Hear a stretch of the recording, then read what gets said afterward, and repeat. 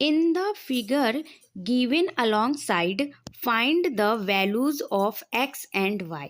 तो इस क्वेश्चन में हमें डायग्राम गिवन है और हमसे पूछी जा रही है कि x और y की वैल्यू क्या होगी। तो डायग्राम को ध्यान से देखिए, जो हमारा एंगल ACD है वो इस ट्रायंगल का एक्सटीरियर एंगल है और हमें पता है कि जो एक्सटीरियर एंगल होते हैं वो ट्रायंगल के इंटीरियर एंगल्स के सम के बराबर होते हैं। यानी जो हमारा एंगल ACD जो है वो एंगल A और एंगल B के सम के बराबर होगा। ACD हमारा एक्सटीरियर एंगल है तो हम लिखेंगे angle ACD is a exterior angle of a triangle ABC। तो हम लिख सकते हैं कि angle A plus angle B is equal to हो जाएगा एंगल ACD।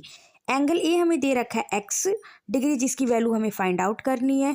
एंगल बी दिया है हमें 68 डिग्री और एंगल ACD की वैल्यू हमें गिवन है 130 डिग्री।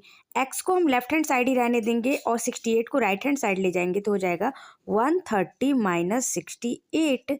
x इक्वल टू हो जाएगा 130 में से 68 को सब्ट्रैक्ट करेंगे तो हमें वैल्यू मिलेगी 62। तो x की वैल्यू आ रही है 62 डिग्री। अब हमें फाइंड आउट करना है y की वैल्यू।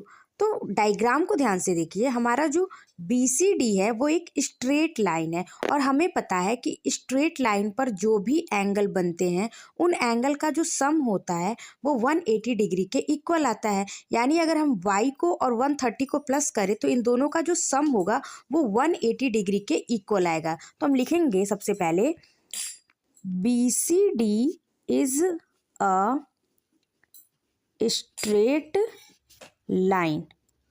तो लिखेंगे हम y plus 130 is equal to 180।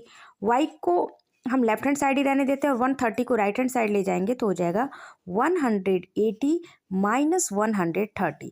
तो y की वैल्यू आ जाएगी 50 डिग्री। हमसे क्वेश्चन में x और y की वैल्यू पूछी गई थी तो x की वैल्यू आ रही है 62 डिग्री और y की वैल्यू आ रही है 50 डिग्री।